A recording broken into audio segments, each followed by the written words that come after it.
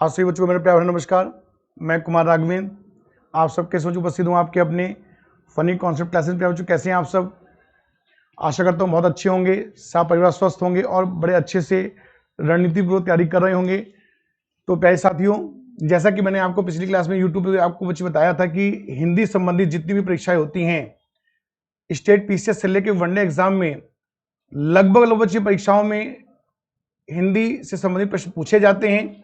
और किस प्रकार की प्रश्न बनते हैं ये मैंने पिछली क्लास में यूट्यूब पर आप जाके देख सकते हैं। जितने भी बच्चे पहली बार जोड़ रहे होंगे तो आप सब ये यूट्यूब पे मेरी क्लास अपलोड है। मैंने सिलेबस को बड़े विस्तार पूर्वक बताया था कि कौन कौन से आपको टॉपिक किस प्रकार से पढ़ने हैं और किस प्रकार से बच्चे आगे नया टॉपिक भी आपको पढ़ना है। क्योंकि बच्चे होता क्या है कि बच्चे हिंदी सोचते हैं कि हिंदी तो हो जाएगा। तो प्यारे बच्चों देखिए, यहाँ पर आपको बच्चे अपनी आगामी परीक्षा में सफलता सुनिश्चित करने के लिए बहुत अच्छे से सारी चीजें पढ़नी होंगी। और जिस प्रकार से सामान्य हिंदी जो बच्चे टॉपिक हैं, यानी कि जो विषय पूरा है, ये बच्चे सामान्य हिंदी एक जो बच्चे टॉपिक है वर्णमाला, उस वर्णमाला टॉपिक पर बच्चे पूरा आधारित है। यानी कि कोई भी आप देखिए टॉपिक, चाहे वो बच्चे संधि टॉपिक हो या समास हो, अलंकार हो, वाक्य हो, शब्द हो, जितने टॉपिक आपके हैं ये सभी वर्णमाला पे ही आधारित। यानी कि वर्णमाला बच्चे क्या है, एक नींव है सामान्य हिंदी विषय का। यानी कि सामान्य हिंदी आप अगर यूपी बच्चे यूपी की परीक्षा दे रहे हैं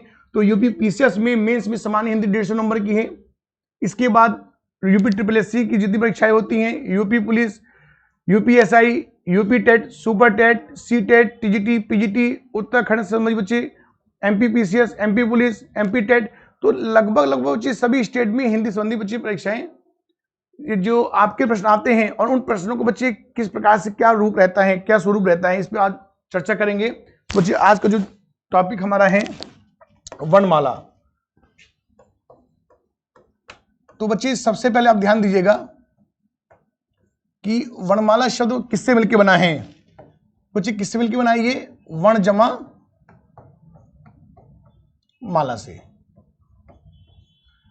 अब यहां से देखिए परिभाषा तो नहीं पूछी जाएगी, लेकिन बच्चे आपको परिभाषा मालूम होनी चाहिए। और किस प्रकार से, जिस प्रकार एक एक वर्ण के द्वारा पूरी बच्चे क्या है माला बनती है। यानी कि देखिए जैसे वर्णों की माला होती है, उसी प्रकार से जिस प्रकार एक एक मोतियों के द्वारा पूरी माला बनती, उसी प्रकार एक एक वर्ण के द्वारा पूरी वर्णमाला लिखी जाती है। कैसे बच्चे देखिएगा ध्यान से, आपसे परीक्षा में बच्चे प्रश्न क्या पूछेगा कि वर्ण किसे कहते हैं। वर्ण, तो आप उत्तर देंगे क्या? जो हर हाल में बेटा क्या हो, पूरा हो। अक्षर क्या है बेटा? बेटा अक्षर क्या होता है? जो नष्ट ना हो, नष्ट ना हो। देखिए आपसे प्रश्न आपके पेपर में परीक्षा में पूछा जाता है कि भाषा की सबसे छोटी इकाई क्या है, या भाषा की सबसे छोटी लिखित इकाई क्या है। तो आज आप इस क्लास के माध्यम से ये समझेंगे, ये पढ़ेंगे कि भाषा की सबसे छोटी इकाई ध्वनि से लेकर किस प्रकार से अध्याय या पाठ बनता है। तो आप बताएंगे कि भाषा की सबसे छोटी इकाई क्या है, कुछ बताइए। वर्ण होती है। वर्ण से बड़ा क्या होता है? शब्द होता है। उससे बड़ा वाक्य होता है। उससे बड़ा पैराग्राफ होती है। ठीक है, उससे बड़ा चैप्टर होता है। ठीक है, बहुत अच्छा आपने बताया। लेकिन देखिए आज आप इस क्लास से क्या सीख के जाएंगे कि भाषा की सबसे छोटी इकाई, ध्यान दीजिएगा, लिखा है भाषा की सबसे छोटी इकाई क्या है बेटा? ध्वनि। क्या है? ध्वनि। भाषा की सबसे छोटी इकाई क्या है? ध्वनि। ध्वनि से बच्चे बड़ा क्या होता है? ध्वनि से बड़ा होता है क्या? वर्ण। क्या होता है? वर्ण। वर्ण किसे बच्चे, वर्ण को बच्चे हम क्या बोलते हैं? वर्ण को ही बोला जाता है क्या? अक्षर। क्या बोलते हैं बेटा? अक्षर। वर्ण क्या होते हैं? अक्षर होते हैं। और वर्ण और अक्षर में क्या अंतर है ये आज आपको मालूम चलेगा। क्या बता सकते हैं क्या अंतर है वर्ण और अक्षर में? हम लोग बोलते हैं, वर्ण हम लोग कॉपी में, और अक्षर क्या है? अक्षर कॉपी में लिखते हैं, ध्वनि को नहीं तो ठीक है, आपने बिल्कुल सही कहा, लेकिन वर्ण और अक्षर में क्या अंतर है देखिएगा, अभी आपको समझाएंगे। ध्वनि से बच्चे क्या होता है बड़ा? वर्ण। वर्ण क्या होता है? अक्षर का रूप है। इससे बड़ा क्या होता है? इससे बड़ा होता है शब्दांश। जितना आप बोलेंगे उतना बच्चे आपकी बात यहाँ पे गलत होगी। देखिए कैसे, क्योंकि आपको मालूम नहीं है अभी किताब में क्या लिखा है। किताब में लिखा है भाषा की सबसे छोटी इकाई वर्ण, शब्द, पद, वाक्य, इतना ही लिखा है। लेकिन जब बच्चे कोई नया प्रश्न बनता है तो एग्जामिनर भी कहते हैं, यानी कि जो टीचर हैं जो पढ़ा रहे होते हैं कि पेपर बहुत टफ आ गया। बच्चे पेपर कभी टफ नहीं होता है, पेपर होता है कंसेप्ट बेस्ड। और आपका कंसेप्ट क्लियर है तो आपके चेहरे की जो मुस्कुराहट है वो बनी हुई है। शब्दांश किसे कहते हैं बेटा? ध्यान से देखिएगा। शब्दांश बच्चे कहते हैं किसे? उपसर्ग को बेटा। किसे कहते हैं? उपसर्ग। उपसर्ग क्या होते हैं मालूम है आप सभी को? मालूम है? बताएं किसे कहते हैं उपसर्ग? जो वाक्य के शब्द के आखिरी पहले। देखिएगा इसको आप ऐसे समझें बेटा, यहां पर लिखा है मूल शब्द। क्या लिखा है बेटा? मूल शब्द। बेटा मूल शब्द का बच्चे मतलब क्या होता है? मेन शब्द, यानी कि जो शब्द किसी के सहयोग से ना बना हो। तो मूल शब्द के बेटा पहले क्या आता है? देखिएगा मूल शब्द के पहले क्या आता है बेटा? उपसर्ग। मूल शब्द के बाद, वेरी गुड, बहुत अच्छा आपने प्रयास किया बताने का। बच्चे क्या आता है? प्रत्यय। तो क्या लिखा है? मूल शब्द के पहले क्या आता है? उपसर्ग। मूल शब्द के बाद क्या आता है? प्रत्यय। अब यहां पे ध्यान देंगे, जैसे एक शब्द लिखा हुआ है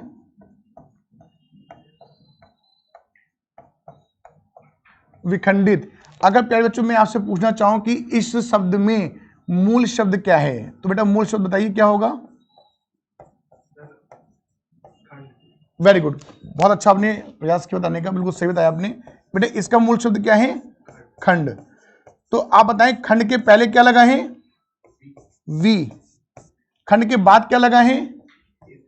इत। तो बच्चे यहां पर क्या लिखा है कि जो मूल शब्द के पहले होता है बेटा वो क्या होता है? उपसर्ग। बेटा ये क्या हो गया? आपका उपसर्ग हो गया। मूल शब्द के बेटा बाद क्या होता है? प्रत्यय। तो बेटा ये क्या हो गया? प्रत्यय। ये बात समझ में आई आपको आसानी से? मजा आया पढ़ने में? आशा करता हूं जितने प्यारे बच्चे रिकॉर्डिंग क्लास, बच्चे लाइव क्लास आप बच्चे देख रहे हैं, निश्चित रूप से सारी बातें एकदम स्पष्ट होगी और आपके चेहरे पे मुस्कुराहट बनी होगी। देखिए मूल शब्द के पहले बच्चे क्या होता है? उपसर्ग होता है। मूल शब्द के बाद प्रत्यय, यानी कि एक शब्द में एक से ज्यादा उपसर्ग भी हो सकते हैं और बच्चे कैसे और नहीं भी हो सकते हैं। जैसे एक शब्द है असफलता, ध्यान दीजिएगा मेरे शब्दों पे, असफलता। तो कई बच्चों इसका मूल शब्द क्या हो गया? मीन्स बच्चे बताएं इसका मूल शब्द क्या है? मूल शब्द ध्यान दीजिए, मूल शब्द क्या हो जाएगा? फल, क्योंकि सफल में भी बच्चे स लगा हुआ है ना। तो देखिए फल के बच्चे पहले क्या आ गया? स। इसके पहले क्या आ गया? अ। और बच्चे फल के पीछे क्या लगा है? ता। तो ये क्या हो जाएगा? प्रत्यय। और बच्चे ये दोनों क्या हो जाएंगे? ये बात बहुत आसानी से आप सभी समझ पा रहे होंगे। और देखिए यहां से प्रश्न पूछा जा सकता है और पूछा गया है कि जिन शब्दों के शुरुआत में लगकर शब्दांश अर्थ बदल देते हैं उसे क्या कहते हैं? तो उसे उपसर्ग कहते हैं। उपसर्ग के लगने से शब्द के अर्थ में परिवर्तन आ जाता है। कैसे? ध्यान दीजिएगा, जैसे लिखा हुआ है, ये लिखा है शब्द और बेटा ये लिखा है उपसर्ग। ठीक बेटा, अब ध्यान देंगे, जैसे बच्चे यहां पे लिखा हुआ है कि वर्ष, तो बेटा वर्ष का मतलब क्या है कि 12 महीने, 1 साल, यही मतलब है। लेकिन जैसे आपने वर्ष के पहले प्रति लगा दिया तो बेटा शब्द क्या बन गया? प्रतिवर्ष। बात सही है। अब इस शब्द का अर्थ क्या हो गया? हर साल, हर वर्ष। ठीक है, जैसे लिखा है कि बल, और बल के पहले बच्चे क्या लग गया? दुर, तो बच्चे शब्द क्या बन जाएगा? दुर्बल। यहां पे ध्यान दीजिएगा बेटा, देखिए ये क्या लगा बेटा? इसे हलंत बोलते हैं। जैसे कि ये बेटा क्या लिखा है ग। अगर इसको आधा करना है, ये बच्चे क्या है व्यंजन है और सभी व्यंजन स्वर की सहायता से लिखे और बोले जाते हैं। अब बेटा ये व्यंजन है तो आपको मालूम है इसमें स्वर होगा, स्वर छिपा है। इस वर्ण का जब विच्छेद करेंगे, क्या करेंगे, इस अक्षर का जब विच्छेद करेंगे बेटा तो क्या होगा, विच्छेद मतलब तोड़ना, ग हलंत बेटा, इसे क्या बोलते हैं हलंत। इसका मतलब क्या है कि इसमें स्वर नहीं है। ग हलंत जमा छोटा अ, इसके जुड़ने से बेटा क्या बन जाता है, पूरा ग बन जाता है। जैसे लिखा है बेटा ग लिखा है, इसको आधा करना है तो या तो हलंत लगा दें या ऐसे लिख दें, बात एक ही है। ये लिखा है च, आपको बच्चे च को आधा करना है, हलंत लगा दें या ऐसे लिख दें। मेरी बात समझ पाए आप सभी, समझ में आ गया। तो अच्छा, अगर आपसे पूछा जाए कि उपसर्ग की संख्या कितनी होती है, ये बात आप समझ पाए होंगे अच्छे से। जैसे लिखा है दिन, दिन की पहले बेटा लग गया क्या, प्रति, तो शब्द क्या बन गया, प्रतिदिन, और इसका अर्थ क्या हो गया, हर दिन। तो यहां पे आपको बहुत ध्यान से समझना है। अगर आपके परीक्षा में देखिए अगर एक प्रश्न पूछा गया तो अगर आपको नहीं मालूम है तो निश्चित रूप से बच्चे उत्तर उसका गलत देंगे। देखिएगा कैसे लिखा है, उपसर्ग की संख्या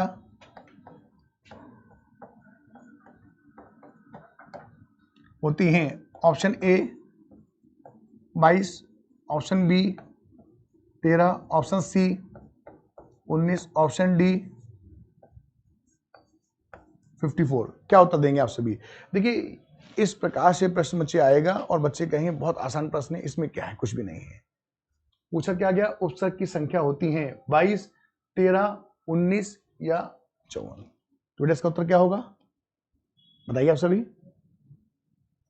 जितने प्यारे बच्चे हैं आप सभी एक बार प्लीज कमेंट के माध्यम से बताएं आप सभी, इसका बच्चे उत्तर क्या होगा, बताएं क्या होगा। 54। क्यों आपने 54 कहा, व्यंजन और स्वर को जोड़ने नहीं वो बच्चे यहाँ पे हम बात किससे कर रहे हैं, यहाँ पे उपसर्ग की बात कर रहे हैं, यहाँ पे स्वर व्यंजन नहीं है, ठीक है। यहाँ बच्चे आप जो बता रहे हैं स्वर व्यंजन की संख्या कितनी होती है, 52, है ना। यहाँ बच्चे लेकिन उपसर्ग की बात है, उपसर्ग कितने होते हैं। यहाँ पर ज्यादातर बच्चे उत्तर क्या दे रहे हैं, 22, जिसको नहीं मालूम है 19 भी दे सकते हैं, लेकिन ये आपको ध्यान देना होगा यहाँ पर बच्चे 22 उत्तर तब लगाएंगे जब आपसे पूछा जाएगा कि संस्कृत के उपसर्ग कितने होते हैं। तो संस्कृत के बेटा उपसर्ग कितने होते हैं, संस्कृत के उपसर्ग आपके होते हैं 22। उर्दू के बच्चे देखिए हिंदी के कितने होते हैं, हिंदी के उपसर्ग आपके होते हैं 13, और उर्दू के आपके बच्चे उपसर्ग कितने होते हैं 19, और इन तीनों बच्चे अगर आप जोड़ते हैं तो संख्या कितनी हो जाती है 54। अगर यहाँ पे पूछा जाता है संस्कृत के उपसर्ग तो आप उत्तर देते हैं 22, हिंदी के उपसर्ग उत्तर आपको देना था 13, उर्दू के 19, लेकिन यहाँ पे बच्चे कोई भी उपसर्ग बच्चे नहीं पूछा गया, तो बच्चे यहाँ पे क्या है, उपसर्ग की संख्या कितनी है 54। इस प्रकार से आपसे प्रश्न पूछा जाएगा। देखिएगा आशा करता हूँ बहुत मुझे यहाँ तक कोई डाउट नहीं होगा, ये समझ में आया आपको, समझ में आया आपको। देखिएगा अब इसके बाद आपने बच्चे देखिए शब्दांश समझ लिया, शब्दांश क्या होते हैं, उपसर्ग। शब्दांश से बच्चे बड़ा क्या होता है बताइए, शब्द। आपसे प्रश्न यहां पे पूछा जा सकता है कि भाषा की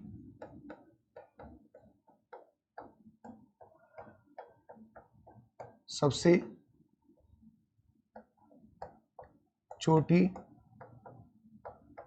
सार्थक इकाई, तो प्यारे बच्चों सार्थक किसे कहते बता सकते हैं आप सभी। सार्थक का अर्थ होता है जिसका कोई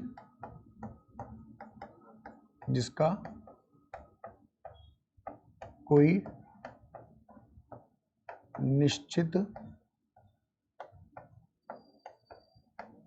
अर्थ हो। तो बेटा क्या है, शब्द। कैसे है आगे बताएंगे। बेटा शब्द से बड़ा क्या होता है बताएं, सबसे बड़ा होता है पद। वेरी गुड, बिल्कुल सही बात है। पद से बड़ा क्या होता है बताएं, पद से बड़ा बच्चे होता है उपवाक्य। क्या होता है, उपवाक्य। उपवाक्य से बड़ा क्या होता है, वाक्य। वाक्य से बड़ा क्या होता है, अनुच्छेद। इससे बड़ा क्या होता है, सारांश। इससे बड़ा क्या होता है? अध्याय या पाठ। और इससे बड़ा क्या होता है? आप ईमानदारी के साथ बताइए, विश्वास के साथ, अपने अनुभव के आधार पर, कभी आपने इस प्रकार से कहीं पढ़ा है? नहीं पढ़ा होगा। किसी किताब में देखा है? आपको एक दो किताब के नाम मालूम होंगे, मुझे 50 किताब हिंदी मालूम है। मैंने तो नहीं पढ़ा आज तक ऐसा। फिर आप सोचेंगे सर आपने क्या जादू सीखा है? अनुभव प्राप्त किया है, यही मेरा अनुभव है। एग्जाम में बच्चे देखिए किताब में क्या लिखा है। किताब में लिखा है वाक्य, पद, शब्द और वर्ण, ये लिखा हुआ है। ये ध्वनि से लेके किताब तक का बच्चे पूरा क्रम है। किताब ऐसे बनती है। क्या मैंने कोई जादू किया? नहीं किया, आपको बस समझाने का प्रयास किया। अब जो पेपर बना रहे होंगे उनकी भी क्षमता नहीं है कि इससे ज्यादा प्रश्न बना दें इस कंसेप्ट से, बेटा नहीं बना पाएंगे। इसलिए बच्चे देखिए पीएचडी भी हमारा है, ठीक है, ऐसे थोड़ी बच्चे हो गया। और ऐसे आज नहीं, यूपीएससी फील्ड में आज बच्चे 2010 से, और आप सबको तो बच्चे जो बच्चे परिचित हैं आप सबको तो मालूम ही है कि पहले सेलेक्टेड भी रहा हूं। तो पहले बच्चों देखिए यहां पर आपसे कुछ भी प्रश्न पूछा जाए कि शब्दांश से बड़ा और पद से छोटा क्या होता है? शब्द। शब्द से बड़ा या उपवाक्य से बच्चे छोटा क्या होता है? पद। अब बात यह है कि वर्ण अक्षर किसे कहते हैं, शब्द पद किसे कहते हैं, ध्यान से समझिएगा। जैसे कि मैंने आपसे कहा बेटा क, ये क्या ध्वनि है। जैसे आपने बच्चे लिख दिया क बेटा, ये क्या हो गया? वर्ण। मैंने बेटा कहा छोटा अ, जैसे मैंने लिख दिया बेटा क्या बच्चे, ये क्या हो गया? वर्ण। इसके बाद शब्दांश बेटा क्या होते हैं? उपसर्ग। सब जैसे कि ध्यान से बच्चे देखिएगा आप लोग, शब्दांश बच्चे देखिए बड़ा आ बेटा, ये क्या है? उपसर्ग है। और शब्द क्या होता है? भाषा की सबसे छोटी सार्थक। सार्थक का अर्थ होता है जिसका कोई निश्चित अर्थ हो। जैसे बच्चे मैंने यहां पे लिख दिया जन्म, तो जब मैंने आपस में शब्दांश और शब्द को बना दिया बेटा, तो बच्चे क्या बन गया? एक पद बन गया, आ जन्म। अब एक बात ध्यान दीजिएगा कि शब्द और पद में क्या अंतर, इसके बाद बताते हैं तुरंत। देखिए एक शब्द लिखा हुआ है यहां पर कमल, क्या लिखा हुआ है? कोई और कलर लेते हैं जिससे आप स्पष्ट रूप से अच्छे से समझ पाएंगे। लिखा है कमल, पद क्या हो जाएगा? कमल का फूल। उपवाक्य बेटा क्या हो जाएगा यहां पर? कमल का फूल सुंदर। ध्यान दीजिएगा, कमल का फूल सुंदर, अगर इसमें है लगा देंगे, सहायक क्रिया लगा देंगे बच्चे, तो बच्चे पूरा क्या बन जाएगा? ये वाक्य बन जाएगा। अब बच्चे यहां पर क्या लिखा है? देखिए वाक्य, तो यहां पे क्या हो जाएगा? कमल का फूल सुंदर है। कमल का फूल सुंदर है, वाक्य बन गया। अब एक एक दो दो वाक्य जुड़ के अनुच्छेद बन जाते हैं। दो दो तीन तीन बच्चे लाइन जुड़कर बच्चे पूरा सारांश, पूरा पैराग्राफ बन जाता है। दो दो तीन तीन पैराग्राफ जुड़कर अध्याय या पाठ बन जाता है, और सभी अध्याय मिलकर किताब। ये पूरा क्रम है। समझ में आया सभी को? कोई डाउट यहां तक? देखिएगा यहां से कैसे प्रश्न पूछा जाएगा। भाषा की सबसे छोटी पूर्ण लिखित इकाई वो क्या है? वाक्य। यहां पे क्या लिखा बेटा? शब्द पूर्ण। अगर यहां पर पूर्ण बच्ची शब्द नहीं लिखा होता तो इसका उत्तर क्या हो जाता बेटा? सीधे वर्ण। कि भाषा की सबसे छोटी लिखित इकाई, इससे छोटी कोई लिखित इकाई होती ही नहीं है। और यहां पर क्या लिखा है? पूर्ण। यानी कि बच्ची अगर आपने यहां पर सहायक क्रिया का प्रयोग नहीं किया तो वाक्य बनेगा ही नहीं। कंफर्म यहां तक? कोई डाउट? समझ में आया अच्छे से? तो ये इस प्रकार से यहां से प्रश्न बच्चे बनते हैं। अब देखिए प्रश्न कैसे पूछे जाएंगे, देखिएगा। जैसे पहला प्रश्न पूछा गया आपसे, भाषा की सबसे छोटी इकाई है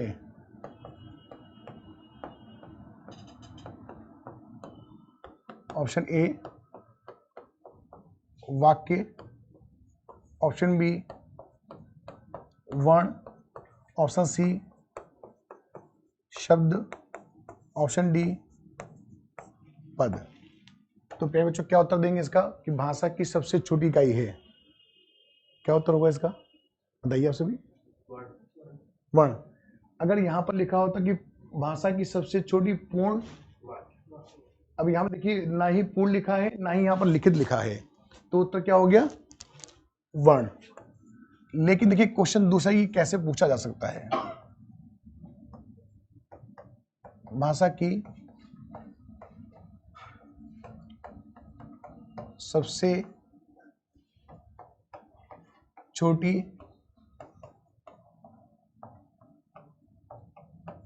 इकाई है, ऑप्शन ए वर्ण, ऑप्शन बी शब्द, ऑप्शन सी ध्वनि, ऑप्शन डी वाक्य। अब बच्चे परीक्षा कैसी होती है, यानी कि एग्जामिनर एक के क्वेश्चन से दो दो तीन तीन टॉपिक की जांच कर लेता है कि बच्चे का कंसेप्ट क्लियर है या नहीं। देखिए क्वेश्चन बेटा सेम है, कोई अंतर नहीं क्वेश्चन में, लेकिन ऑप्शन में बदलाव है। इसलिए कहते हैं हिंदी ही हंसाएगा और हिंदी ही रुलाएगा। बताइए बच्चे इसका उत्तर क्या होगा?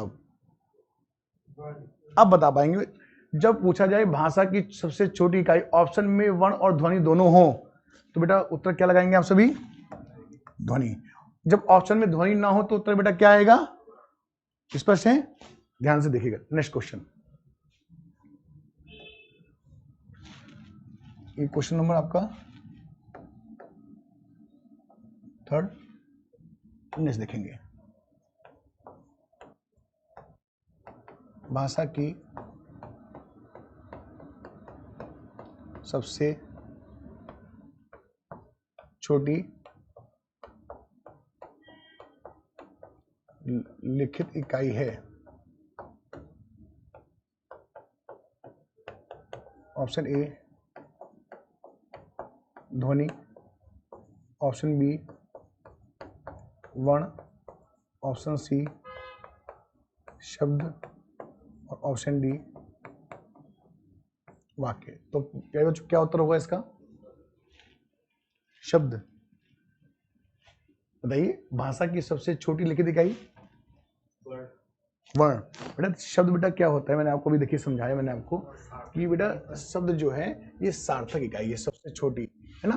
तो ये ध्यान देना है आपको कि भाषा की सबसे छोटी लिखित, बेटा यहाँ देखिए क्या पूछा गया है, लिखित इकाई है ना। तो बच्चे क्या हो जाएगा उत्तर?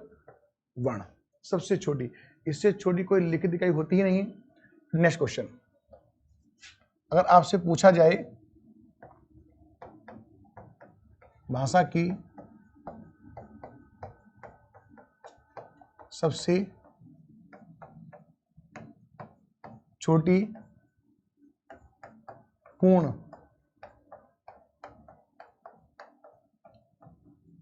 लिखित इकाई होती है, ऑप्शन ए वाक्य, ऑप्शन बी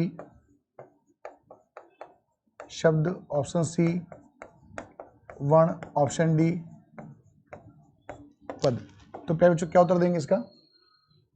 अब पूछा गया बेटा क्या कि पूर्ण लिखित इकाई, तो क्या है? वाक्य।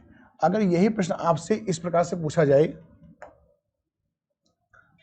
कि भाषा की सबसे छोटी, भाषा की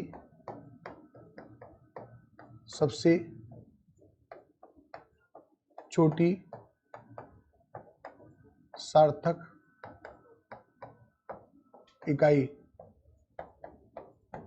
ऑप्शन ए वर्ण, ध्वनि, पद और शब्द। इसका उत्तर क्या हो जाएगा? शब्द। तो आपने क्या समझा कि इस कंसेप्ट से बच्चे जितने भी प्रश्न बनने वाले थे 6 से 7 प्रश्न, ये बच्चे सारे प्रश्न बच्चे देखिए आप बहुत अच्छे से इसका उत्तर दे पाए। क्यों? क्योंकि आपने इसका विस्तार से बच्चे इसको समझा है कि भाषा की सबसे छोटी का बेटा क्या है? ध्वनि। ऑप्शन में बेटा अगर ध्वनि नहीं है तो उत्तर क्या लगाएंगे? वर्ण। और भाषा की सबसे छोटी लिखित इकाई ऑप्शन में ध्वनि होगा या नहीं? बच्चे क्या उत्तर आएगा? वर्ण। वर्ण को बच्चे क्या बोलते हैं? अक्षर बोलते हैं। और अक्षर से बेटा बड़ा क्या होता है? शब्दांश। इसे क्या बोलते हैं? उपसर्ग। मैंने बहुत अच्छे से आपको बताया कि सारी बातें। उपसर्ग किसे कहते हैं? कि जैसे कि मूल शब्द, मूल शब्द बेटा देखेंगे आप, मूल शब्द क्या होता है कि जो शब्द किसी के सहयोग से ना बना हो। मूल शब्द के बेटा पहले क्या आता है? उपसर्ग। और बच्चे मूल शब्द के बाद क्या आता है? प्रत्यय। प्रत्यय के दो भेद होते हैं, एक तदित प्रत्यय और एक कृत प्रत्यय। और कृत प्रत्यय की संख्या बच्चे कितनी होती है? 28।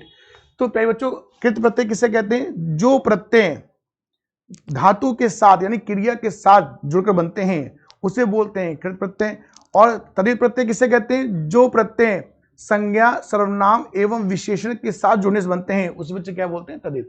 तो बच्चे ये यहां तक सारी बातें स्पष्ट हुई। अब देखिएगा आगे कि शब्द और पद में क्या अंतर है, देखेंगे आप सभी।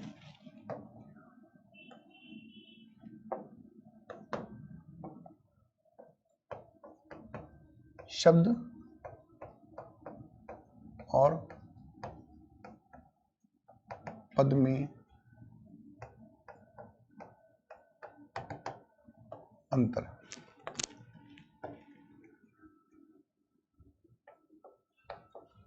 जब शब्द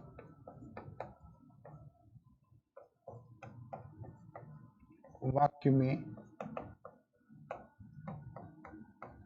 प्रयोग हों, जो बच्चे वाक्य प्रयोग हों या कारक चिन्ह से जुड़े हों,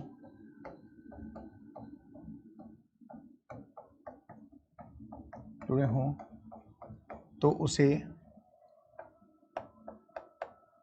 शब्द नहीं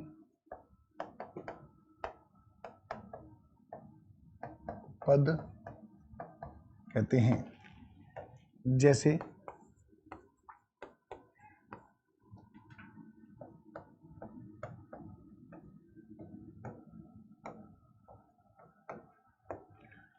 बच्चे क्या लिखा है?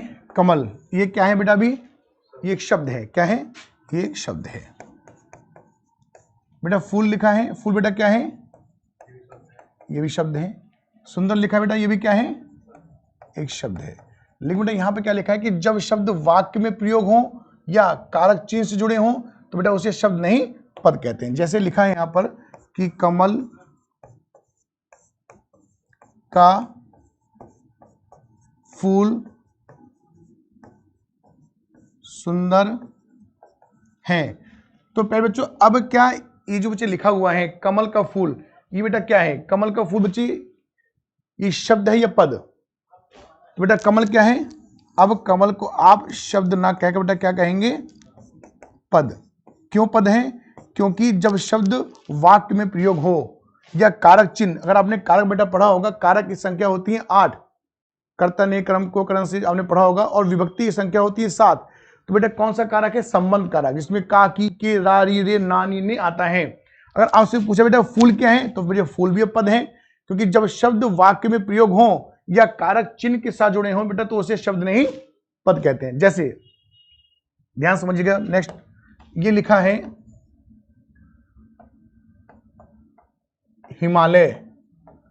आप सभी प्यारे बच्चे बताएं कमेंट के माध्यम से कि हिमालय शब्द बेटा ये जो हिमालय लिखा हुआ है ये शब्द है या पद है? बताइए कि हिमालय क्या है, शब्द या पद?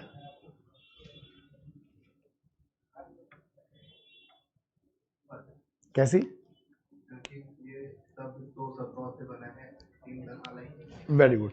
अगर देखिए यहाँ पे संधि विच्छेद की बात करेंगे तो आपने बिल्कुल सही बताया कि हिम जमा आलय। अब जी समास की बात करेंगे तो बच्चे क्या हो जाएगा? हिम का आलय।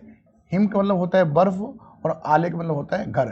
तो यानी कि देखिए जो बच्चे दो शब्द हैं तो ये किससे जुड़े हुए हैं? कारक चिन्ह से। ये क्या है बेटा? ये है कारक, ये क्या है? कारक चिन्ह। और कौन सा कारक है? संबंध कारक। इस प्रकार से जैसे यहां पर लिखा होता है, यहां पर कि ये लिखा है हिम, इसे आप कह सकते हैं, यहां पर लिखा है आले, तो इसे आप कह सकते हैं क्या, ये है शब्द, ये क्या है, शब्द। लिखा है आलय, तो इसे आप कह सकते हैं शब्द।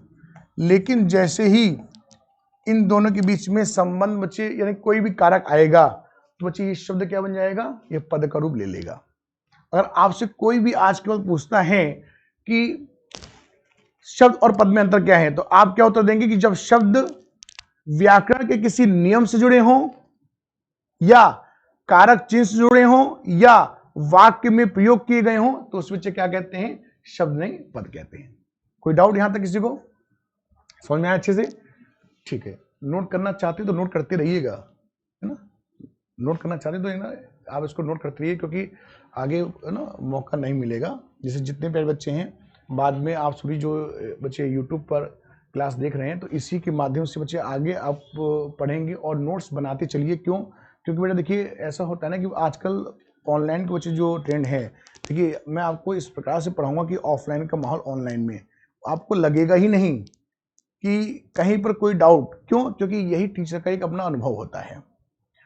आप नोट्स नहीं करेंगे बेटा, यानी कि नहीं लिखेंगे, तो बच्चे क्या होगा कि उस आपको अभी तो समझ में आ जाएगा, लेकिन परीक्षा के समय, क्योंकि बेटा देखिए कंपटीशन बच्चे क्या है ना कि ये लेबर की ना मोहताज थी, ना है और ना रहेगी। कैसे? मेहनत। एक बच्चे से मैंने पूछा कि बच्चा सफल हो गया था, मैंने आपसे पूछा कि बेटा आपकी सफलता में कितना प्रतिशत मेहनत की भूमिका है और कितनी रणनीति की, बताइए। जैसे आप सफल आप हो गए, ठीक है, आपसे मैंने पूछा कि बेटा आपकी सफलता में महत्वपूर्ण भूमिका किसकी है, मेहनत की या रणनीति की, तो आप क्या उत्तर देंगे? कैसे? कितना कितना परसेंट? अगर मान लीजिए परसेंट की बात करते हैं, कितना? 40 मतलब क्या है? 40 मेरी वो मेहनत होगी, ठीक है, 60 मेरा वो रणनीति होगी कि मेरे को, इसका कोई एग्जांपल कैसे? अगर मेरी वो रणनीति ही ठीक होगी तो जो मैं कर रहा हूँ वही ठीक होगा। अगर मेरी वो रणनीति ही बेकार है, मतलब अगर वो रणनीति ही मेरी खराब है, तो जो मैं पढ़ रहा हूँ काम नहीं कर पाएगा। ठीक है, जैसे कि एक बात मैं आपको यहाँ पे समझाना चाहता हूँ, देखिएगा ध्यान से। जैसे लिखा है, आपने पढ़ा होगा पहले उपमेय और उपमान, पढ़ा है पहले इसको बेटा? ठीक है, उपमेय किसे कहते हैं? जिसकी तुलना की जाए। उपमान किसे कहते हैं? जिससे तुलना की जाए। ठीक है बेटा, ये बात हो गई किताबी बात। उपमेय जिसकी तुलना की जाए, उपमान जिससे तुलना की जाए। ध्यान दीजिएगा, जैसे लिखा है चरण कमल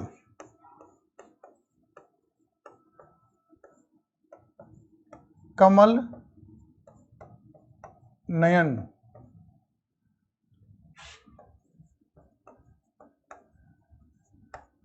चंद्रभुज।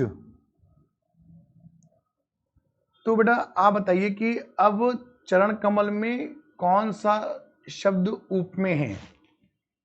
और देखिए इसके बाद एक ऐसा ट्रिक आपको बताऊंगा, जीवन भर कभी नहीं भूलेंगे, वरना कभी गलत होगा।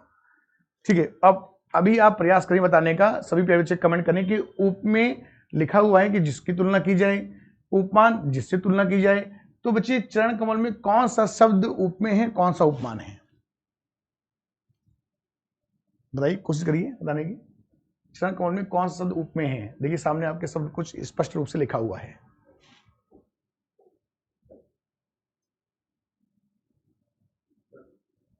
जी बोलिए। कमल उपमान है। क्या है? कमल क्या है? हाँ हाँ ठीक है, बोलिए। कमल उपमान है और आपने कहा कमल उपमान है और चरण क्या हो जाएगा? उपमेय। समझने पे यहाँ पे थोड़ी कठिनाई हो रही है ना? ठीक है, अब एक बात मैं जो बताने जा रहा हूँ उसको ध्यान सुनिएगा। जिस शब्द का संबंध शरीर से होता है उसे उपमेय कहते हैं। क्या कहा मैंने आपसे? जिस शब्द का संबंध शरीर से होता है उसे क्या कहते हैं? उपमेय कहते हैं। ठीक है, यहां पे मैं पहले लिख देता हूं, फिर आप देखिएगा क्या बात सही है। बेटा चरण मतलब पैर, ये क्या हो गया? उपमेय। कमल नयन, नयन मतलब ये आंख, ये क्या हो गया? उपमेय। चंद्रभुज, बेटा ये क्या हो गया? उपमेय। ठीक है, अब बच्चे कमल क्या हो जाएगा? ये उपमान। ये बेटा क्या हो जाएगा? उपमान। और बेटा चंद्र क्या हो जाएगा? ये भी उपमान। ठीक है, अब मैंने आपको बताया क्या कि जिस शब्द का संबंध शरीर से होता है उसे उपमेय कहते हैं। तो बच्चे ने कहा सर दूसरा भी बता दीजिए आप। मैंने कहा अच्छा ठीक बता देते हैं। मैंने कहा जो प्रकृति है, जो नेचर है, वो उपमान है। देखिए कमल बात सही है, चंद्र बात सही है, लेकिन अब स्मार्ट तैयारी रणनीति बच्चे उसे कहते हैं कि अभी तो आपको समझ में आ गया कि सर ने जो शॉर्ट ट्रिक बताया कि उपमान उपमेय में कि जिसका संबंध शरीर से उसे उपमेय कहते हैं, जिसका जो प्रकृति से संबंध है उसे उपमान कहते हैं। यहाँ तो समझ में आ गया, लेकिन पेपर में क्या होता है कि दबाव के कारण उस समय समझ में नहीं आएगा, भूल चुके होंगे, याद ही नहीं आएगा कि सर ने उपमान में क्या समझाया था या उपमेय में। तो इसकी सबसे अच्छी बच्चे रणनीति ये है कि आप दोनों में से किसी एक की बात को आप याद कर लें, समझ लें। जैसे कि मैंने आपको बताया कि जिस शब्द का संबंध शरीर से होता है उसे क्या कहते हैं? उपमेय। दूसरा बटा अपने आप क्या हो जाएगा? उपमान। बात सही है, दोनों याद करेंगे भूल जाएंगे, या उपमान को याद कर लें। तो रणनीति इसे कहते हैं, क्योंकि एकेडमिक पढ़ाई में बच्चे क्या होता है कि मेहनत ज्यादा है, लेकिन कंपटीशन में जितनी अच्छी आपकी रणनीति होगी उतनी सफलता आपकी शानदार होगी। सभी बच्चों से एक बात पूछना चाहता हूं मैं। देखिए एक जंगल है, इसको दो भागों में बांट दिया गया। जंगल है, दो भागों में बांट दिया गया। अब मोहन और सोहन, ध्यान सुनिएगा, मोहन और सोहन दोनों को कहा गया कि आपको इस जंगल में जो पेड़ हैं, इस जंगल में जो पेड़ लगे हैं, ठीक है, जो भी पेड़ लगे हुए हैं, जो पेड़ लगे हुए हैं, ठीक है, इनको आपको सबसे कम समय में काटना है। जो व्यक्ति सबसे कम समय में पेड़ काट पाएगा वो जंगल पूरा उस व्यक्ति का हो जाएगा। समय निर्धारित हुआ 8 बजे से 5 बजे तक पेड़ काटना है। ध्यान सुनिएगा, मोहन आपकी तैयारी की बच्चे दशा और दिशा दोनों बदल जाएगी। मोहन और सोहन, मोहन आ जाते हैं टाइम से 8 बजे और लगातार मेहनत कर रहे हैं, मेहनत कर रहे हैं। 3 से 4 बजे तक ये पेड़ नहीं काट पाए थे, आधे ही काट पाए थे। सोहन भाई साहब आते हैं 10 बजे, आराम से 10 बजे आते हैं। ये तो सुबह बच्चे आ गए 8 बजे और 3 बजे बचे, 3 बजे तक अभी काम समाप्त नहीं हो पाया। ये 10 बजे आते हैं और 4 बजे ही ये पेड़ काट के चले जाते हैं। यानी पेड़ 4 साढ़े 4 तक या 5 तक मान लीजिए कि 5 बजे तक पूरे जंगल का पेड़ काट लेते हैं। अब ऐसी क्या रणनीति स्ट्रेटजी लगाई सोहन ने कि लेट भी आए 2 घंटा, पूरी जंगल का पेड़ भी, अब पेड़ बराबर हैं। आपके मन में बात होगी कि सर इसमें कम ज्यादा होंगे, पेड़ बराबर हैं। अब ऐसी क्या रणनीति लगाई सोहन ने कि पेड़ लेट भी आए 2 घंटा, उसके बाद भी जल्दी काट के चले गए और पूरा जंगल इनका हो गया। ये सुबह से लगे रहे 8 बजे से, मेहनत करते रहे और आखिर में कुछ नहीं मिला। बताइए जल्दी से सोचिए क्या होगा। चलिए मैं बताता हूं। आपने बिना सोचे समझे, बिना विचार किए मेहनत करना शुरू कर दिया। आपने क्या किया, जिनको मालूम चला कि इस प्रकार से इस जंगल के पेड़ को काटना है, तो आपने पहले योजना बनाई। योजना कैसे बनाई आपने, ध्यान समझिएगा। इन्होंने पहले चिन्हित किया कि कितने मोटे पेड़ हैं, कितने पतले पेड़ हैं और कौन से बीच के पेड़ हैं। आप एक ही आरी से एक आरी लेके आए, आप पेड़ काटते चले गए। आपको मन में होगा सर ये लेके आएंगे मशीन, नहीं मशीन लेके नहीं आए हैं, आरी से ही काटना है। आपने क्या किया कि मोटे पेड़ को मोटे आरी से, मतलब कि जो आरी चिन्हित किया कि इस आरी से हम मोटे पेड़ को काटेंगे, दूसरी आरी जो चिन्हित की कि इससे हम पतले पेड़ काटेंगे, और तीसरी आरी से हम क्या है बीच के पेड़ काटेंगे। उससे हुआ क्या, ये भाई साहब जब आए शुरुआत में, तो शुरुआत में जोश और जुनून ज्यादा था और धारी भी तेज थी, तो कटता चला गया पेड़। लेकिन जब पेड़ कटता गया तो धारी भी कम हो जाएगी, थकान भी हुई। आपने क्या किया कि जो आरी चिन्हित की थी मोटे पेड़ के लिए, मोटे पेड़ से काटा, जब तक उसकी धारी कम होती उसका काम समाप्त हो चुका था आरी का। उसके बाद पतले पेड़ को काटा दूसरी आरी से, जब तक उसकी धारी कम होती पतले पेड़ कट चुके थे, और जो बीच के थे ना मोटे ना पतले, उसको तीसरी आरी से। हुआ ना, जल्दी हुआ, रणनीति पूर्वक हुआ, और मेहनत भी कम लगी और सफलता भी प्राप्त हो गई। यही कंपटीशन में आपका है। बच्चे तैयारी तो कर रहे हैं, पढ़े जा रहे हैं, पढ़े जा रहे हैं, को मालूम ही नहीं कि पढ़ने से ज्यादा क्या छोड़ना है और कैसे पढ़ना है। चलिए कभी विशेष रूप से चर्चा करेंगे इस बात पर, आगे देखिएगा। जैसे अगर मान लीजिए आपसे पूछा जाए यहां पर, ठीक है, वर्णमाला, अगर मैं बेटा आपसे बात करूं कि इसकी संख्या कितनी है, अगर मैं आपसे बात करूं बेटा इसके भेद कितने हैं, अगर बच्चे मैं आपसे बात करूं यहां पर कि कितने शब्द ऐसे हैं जो स्त्रीलिंग के हैं और कितने शब्द ऐसे हैं जो पुल्लिंग के हैं, और कितने शब्द ऐसे हैं, बच्चे वर्ण ऐसे हैं, कितने आपके वर्ण ऐसे हैं जो बच्चे पुल्लिंग हैं, और इसकी परिभाषा क्या है।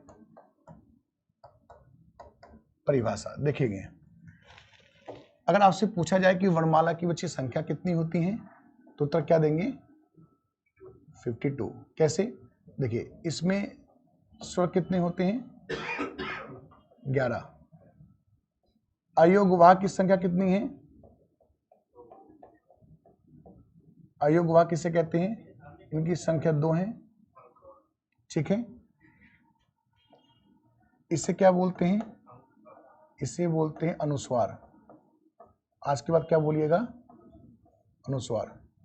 इसे क्या बोलते हैं, इसको थोड़ा पीछे लिख देते हैं जिससे आसानी से और भी बातें आ पाएंगी। देखिए यह है स्वर, स्वर की संख्या 11, यह है अयोगवाह, इसकी संख्या है 2,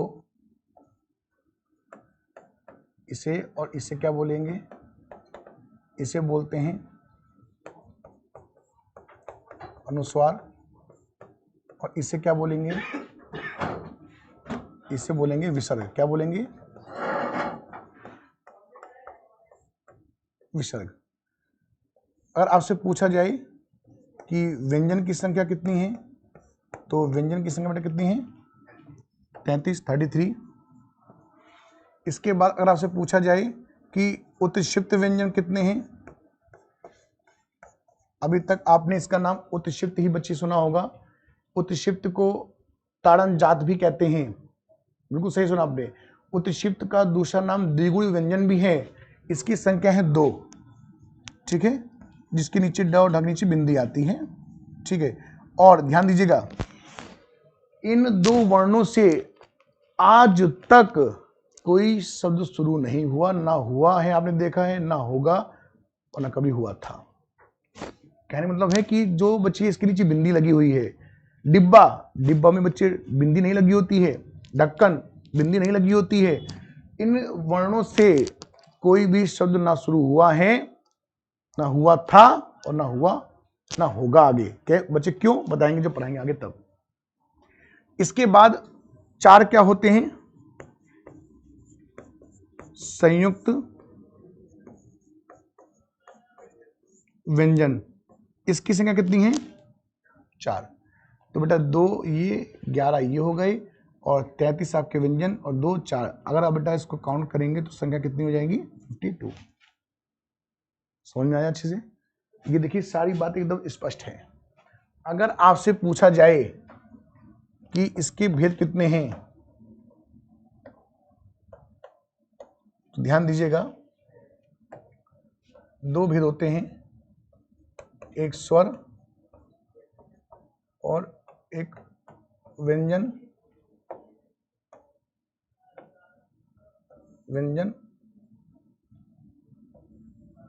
और एक होता है अयुग्मा। तो बच्चे देखिए भेद होते हैं 3 लेकिन मुख्य होते हैं 2। अब आप पूछेंगे सर अयुग्मा क्यों है, क्योंकि बेटा जो 2 ये अयुग्मा होते हैं ना, ये इनका जातीय योग बच्चे स्वर के साथ भी होता है और व्यंजन के साथ भी होता है। कैसे होता है, जैसे लिखा रहेगा प्रातः काल, क्या लिखा रहेगा, प्रातः काल। तो आप देखिए बच्चे, ये देखिए त है, यहां पे विसर्ग लगा हुआ है, और बच्चे त में क्या है, देखिए त कैसे बना हुआ है, तय हलंत जमा छोटा आ। बच्चे विसर्ग कहां लगा है, इस पे लगा हुआ है। आप मेरी बात को समझ पा रहे हैं, ठीक है, सारी बातें स्पष्ट हैं। इसलिए यहां पे बच्चे भेद कितने हैं, 3। आपसे पूछा गया कि वर्णमाला के भेद कितने होते हैं, अगर ऑप्शन में 3 और 2 दोनों लिखा है तो उत्तर आप लगाएंगे 3। प्राथमिकता किसे देंगे, मैक्सिमम डिजिट को, 3 को। ऑप्शन में 3 नहीं है, लिखा है 2 4 6, ऑप्शन डी कोई नहीं, तो आप ये नहीं सोचेंगे कि ऑप्शन डी में 3 होगा, नहीं, जो सामने स्पष्ट दिखाई देता है उसी पे हम बात करेंगे। ऑप्शन डी में कैसे मालूम आपको 3 होगा, कुछ भी हो सकता है। तो जब 3 लिखा होगा तो उत्तर 3 लगाएंगे, और अगर ऑप्शन में 3 नहीं है तो उत्तर लिखा होगा 2। ठीक है, बात स्पष्ट है। आगे देखिए, स्त्रीलिंग वर्ण के चीज कितने होते हैं, 3। छोटी ई, बड़ी ई और ऋषि ऋषि। इसके अलावा जितने भी आपके वर्ण हैं शेष वो क्या हो जाएंगे, पुल्लिंग। बात समझ गए आप, ये आपने शायद पहली बार पढ़ा होगा जहां तक हम समझ पा रहे हैं। ठीक है, परिभाषा क्या है, परिभाषा है वर्णों के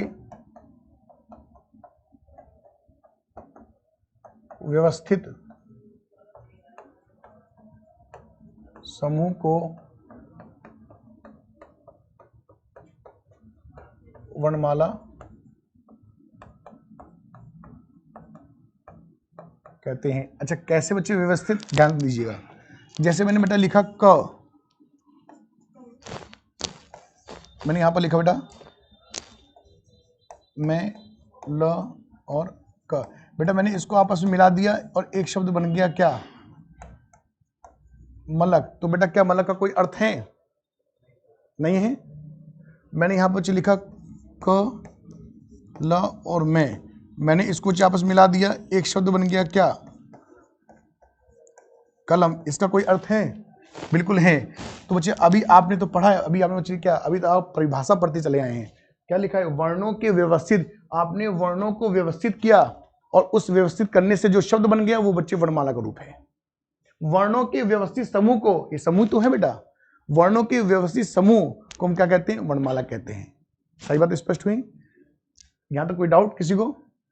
तो आशा करता हूं कि जितने प्यारे बच्चे लाइव क्लास देख रहे हैं, आप सभी प्यारे साथियों से मेरा यही निवेदन है कि आप सभी ज़्यादा से ज़्यादा अपने साथियों को, सभी भाई बंधुओं को जरूर वीडियो शेयर करिएगा। क्यों, क्योंकि जिससे आपके साथ साथ आपके सभी भाई बंधुओं, आपके मित्रों का भविष्य उज्जवल बने। क्योंकि जब बीज बोया सकारात्मक कर्म का तो फल भी सकारात्मक ही मिलना चाहिए। जब हम अच्छे भाव से कोई कार्य करते हैं तो निश्चित रूप से हमारी सफलता सुनिश्चित होती है। तो प्यारे साथियों, ये शुरुआत है और फनी कॉन्सेप्ट क्लासेस में हिंदी संबंधित जितने प्यारे बच्चे जोड़ रहे हैं, मेरा ये वादा है और मुझे दावा भी है कि आपको कोई बुक पढ़ने की आवश्यकता नहीं पड़ेगी, सबसे पहली बात। दूसरी विशेषता कि किसी भी टॉपिक में मैं पीपीटी से, बच्चे मेरी ये विशेषता है कि मैं पीपीटी से नहीं पढ़ाता हूँ। पहली चीज, मैं लिख कर पढ़ाता हूँ। यूट्यूब पे बच्चे वीडियो अपलोड रहेगा और इसी प्रकार से, ऐसा नहीं कि आज क्लास यूट्यूब पे है तो सब बहुत डिटेल में पढ़ा रहे हैं और ऐप पर नहीं। इसी प्रकार से जहां भी मैं संस्थान से जुड़ता हूं, मेरा सबसे पहला यही ये बच्चे बात और मेरी एक शर्त रहती है कि मैं पढ़ाऊंगा अपने तरीके से। क्योंकि जहां पे बच्चे समय को लेकर बात की जाती है वहां बहुत सी चीज छूट जाती हैं। होता क्या है कि बच्चा की शॉर्ट ट्रिक बनाने में बहुत सी बातें छोड़ दी जाती हैं और जहां से टीचर वो छोड़ देता है वहीं से बच्चे प्रश्न बन जाता है। फिर बच्चे कहते हैं जो आपने पढ़ाया वो तो आया ही नहीं। तो इसलिए बच्चे बेसिक से एडवांस यानी कि किसी भी लेवल का प्रश्न आ जाए। जैसे अभी आपने सुना होगा कि अविकारी, आप जानते हो अविकारी के 4 भेद होते हैं जो बदलते नहीं है: क्रिया विशेषण, समुच्चय बोधक, संबंध बोधक, विस्मय बोधक। तो क्रिया विशेषण के आपने 4 भेद तो सुने होंगे, लेकिन समुच्चय बोधक के 13 भेद नहीं। हो सकता है सुना हो आपने। चलिए समास की बात कर लेते हैं। समास में आपने अविभाव समास में आज तक, मेरा दावा है अगर आपने पढ़ा है कहीं तो एक बार कमेंट करके जरूर बताइएगा सर हमने पढ़ा है। अविभाव समास के 7 भेद होते हैं, नहीं पढ़ा होगा। द्वंद्व समास के 3 भेद होते हैं। कौन कौन से? सहचर्य द्वंद्व, पूरक द्वंद्व और विलोम द्वंद्व। उसके बाद बहुव्रीहि समास के भी 2 भेद होते हैं: समानाधिकरण, व्याधिकरण। तो बहुत कुछ नया पढ़ेंगे। बच्चे कहते हैं कि सर हिंदी में क्या पढ़ेंगे, हिंदी तो लूसेंट है गीता। नहीं होगा सिलेक्शन। कैसे? 40 क्वेश्चन बेटा आते हैं किसमें, जैसे यूपीएसआई बच्चे जो तैयारी कर रहे हैं 40 क्वेश्चन हिंदी के, 100 नंबर की हिंदी। अगर पूछ लिया जाए एक प्रश्न जो है कि तत्पुरुष समास के, देखिए किताब में लिखा रहता है कि तत्पुरुष समास के 2 भेद हैं। अगर 2 भेद हैं तो ये कहां चले गए, इसका खंडन कर देते। देखिए लिखा रहता है कि तत्पुरुष समास के 2 भेद हैं: कर्मधारय और द्विगु समास। जब ये 2 भेद हैं तो जो कर्ता बच्चे आता ही नहीं है, समास में नहीं आता है। कर्म को करण से, संप्रदान के लिए अपादान से अलग, संबंध काकी के अधिकरण में, पर वो कहां चले गए। तो तत्पुरुष समास के देखिएगा, तत्पुरुष समास के कितने भेद हैं, जब आप समझ ही रहे हैं तो समझ लीजिए इस प्रकार से। तत्पुरुष समास के जो आपके भेद हैं 2, ठीक है। पहला कौन सा है?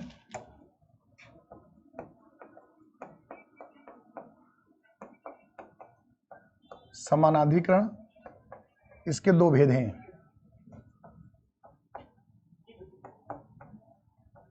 व्याधिकरण, इसके 6 भेद हैं। कौन कौन से? पहला है कर्मधारय समास, दूसरा है द्विगु समास। बेटा इसमें पहला बच्चे हैं कर्म तत्पुरुष, दूसरा है करण, तीसरा है संप्रदान, चौथा है अपादान, पांचवा है संबंध और नेक्स्ट है अधिकरण।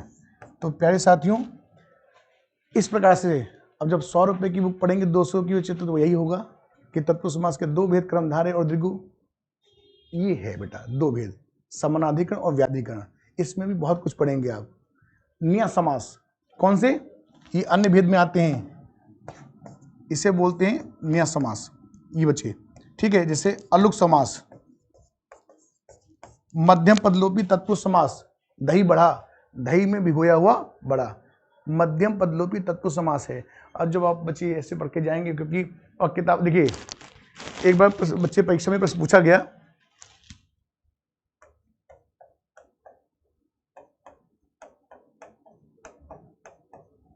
अतिशयोक्ति ए, अतिशयोक्ति लिखा है बी, शुद्ध कौन सा है बताइए। जल्दी से, शुद्ध कौन सा है इसमें? नीचे वाला। गलती आपकी नहीं है, ये है ना, ये कैसे? अच्छा, लेकिन ज्यादातर प्यारे साथियों ने इसका उत्तर जो यानी कि ऑप्शन जो देखा होगा सही के रूप में, किताबों में लिखा भी रहता है, वो बच्चे क्या देखा है? बी। लेकिन अतिशयोक्ति का शुद्ध रूप क्या है? ए। बी गलत है। अब कहेंगे सर कैसे? क्लास के बाद गूगल पर सर्च कर लीजिएगा। अतिशयोक्ति का अर्थ होता है अत्यधिक बढ़ा चढ़ाकर कहना, जैसे बालों को खोलकर मत चला करो, दिन में रास्ता भूल जाएगा सूरज। अतिशयोक्ति अलंकार है कि आगे नदियां पड़ी अपार, घोड़ा कैसे उतरे पार, जब तक राणा ने सोचा चेतक था उस पार। तो प्यारे बच्चों देखिए, अतिशयोक्ति में पूरा सा आता है और वर्तनी शुद्धि में जरूर यहां से निश्चित रूप से बच्चे आपके पेपर में प्रश्न पूछा जाता है। बच्चे कहते सर किताब में तो लिखा है, किताब में यह भी लिखा होता है फ्रंट पेज पे, इस पुस्तक में किसी भी त्रुटि के लिए लेखक जिम्मेदार नहीं है, पढ़ने वाला है, पढ़ते रहिए। तो आशा करता हूं बहुत अच्छे से सारी बातें स्पष्ट हुई होंगी। नेक्स्ट क्लास में ऐप पर मिलेंगे। जितने प्यारे बच्चे उपस्थित हैं ज्यादा से ज्यादा वीडियो को शेयर करें, जिससे और सभी प्यारे बच्चे आपके साथ साथ जुड़ पाएं और आगामी परीक्षा में आप सभी प्यारे बच्चों की सफलता सुनिश्चित हो। और बिल्कुल ये ना सोचें कि अपने साथियों को, अपने मित्रों को नहीं बताएंगे, क्योंकि जब बीज बोया सकारात्मक कर्म का तो बच्चे फल भी आपको सकारात्मक ही मिलना है। इसी तरह हंसते रहें, मुस्कुराते रहें। नेक्स्ट क्लास में मिलेंगे। और सभी प्यारे बच्चे, अगर किसी प्रकार बच्चे कोई डाउट है कि कैसे बैच को लेना है, तो बच्चे आप सबसे पहले प्ले स्टोर से फनी कॉन्सेप्ट बच्चे क्लासेस को डाउनलोड कर लें। और जितने प्यारे बच्चे पहली बार जुड़े हैं यूट्यूब से, चैनल को सब्सक्राइब जरूर कर लें, बेल बटन क्लिक कर लें, जिससे आपके पास लगातार नोटिफिकेशन मिलता रहे। और आप सबको बता देना चाहता हूं कि यूपी में बहुत जल्द यूपी पुलिस की वैकेंसी लगभग 53,000 पदों पर, और इसके साथ साथ UPSI, UP TET, super TET. और प्यारे साथियों 2023 और जो 24 का वर्ष है ये डायमंड वर्ष है, क्योंकि हर स्टेट में अपने अपने बच्चे इस तरह पे वैकेंसी आ रही है। अभी बच्चे टीजीटी पीजीटी की बात चल रही है यूपी में, और बहुत पदों पर बच्चे वैकेंसी आने वाली हैं। जैसे अभी जल्दी में DSSB की बच्ची वैकेंसी आएगी, जिसमें टीजीटी, पीजीटी, पीआरटी और यूजीसी नेट तो बच्चे साल में 2 बार होता ही है। इसके साथ साथ स्टेट पीसीएस में सामान्य हिंदी, यानी कि आप यूपी पीसीएस की तैयारी कर रहे होंगे, वहां पे 150 नंबर में सामान्य हिंदी है। तो आशा करता हूँ बहुत अच्छे समझ में आएगा। आप सभी प्यारे बच्चों का तहे दिल से बहुत धन्यवाद। Thank you.